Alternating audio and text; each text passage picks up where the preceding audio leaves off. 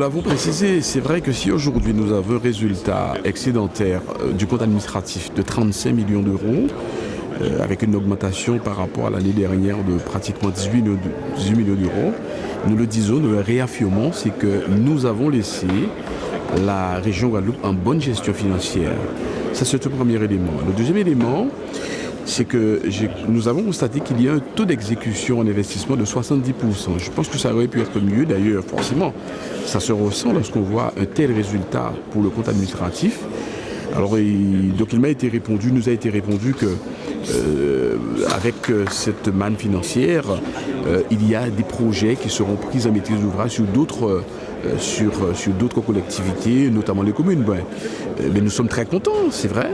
Mais c'est vrai qu'on est resté un peu sur notre faim pour savoir quels sont les grands projets de la région, justement, qui permettraient justement d'utiliser cet excédent. Bon, alors donc nous n'avons pas voté contre, nous ne nous sommes même pas abstenus. Premièrement parce que nous estimons que c'est le résultat effectivement de notre travail quelque part. Nous n'avons pas laissé la région en mauvaise situation financière, mais surtout c'est que nous voulons être constructifs et nous voulons voir justement comment sera utilisé dans l'intérêt général de la Guadeloupe, surtout sur les gros dossiers, sur les points importants de notre pays.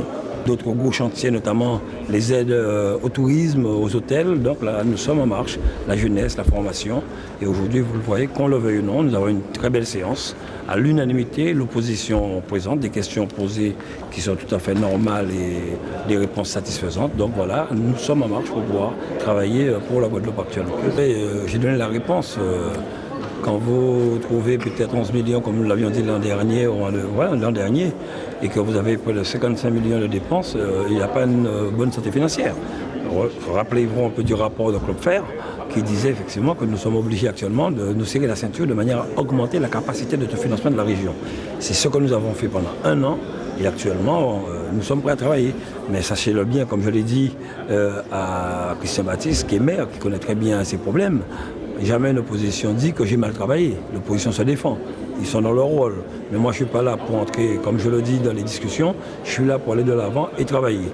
La santé actuellement financière de la région, c'est le travail réalisé par la commission financière, par nos cadres qui ont aussi vraiment appliqué la méthode que nous voulions mettre pour qu'une région soit stratège, en diminuant des dépenses inutiles, en payant nos fournisseurs, ce qui est important, et surtout en permettant une capacité d'autofinancement pour pouvoir accompagner maintenant les entreprises avec toutes les données que nous avions dites lors de mon discours d'ouverture, pour pouvoir accompagner les créateurs d'entreprises, les jeunes et très petites entreprises pour la Guadeloupe, et vraiment faire décoller l'économie. C'est ce que nous voulons et ce que nous allons faire actuellement. Nous nous battons parce que, voilà, vous savez, l'Europe est très stricte là-dessus. Nous attendons nos dossiers. Nous allons voir les communes, nous avons les écoles que nous devons accompagner. Nous avons plusieurs travaux, mais les dossiers tardent à arriver. Donc nous sommes obligés d'aller à la rencontre des entreprises, des collectivités, pour qu'ils puissent nous faire avancer les dossiers. Nous avons même l'aéroport que nous allons accompagner sur des travaux qui ont d'importance d'ici les 2 ans à venir, des compagnies qui souhaiteraient venir ici. Donc nous attendons les dossiers, il faut que les dossiers soient complets, car comme je l'ai expliqué aussi en plénière, si nous finançons un projet et que l'entreprise, la collectivité ne justifie pas convenablement ses fonds, c'est la région qui rembourse ses fonds propres.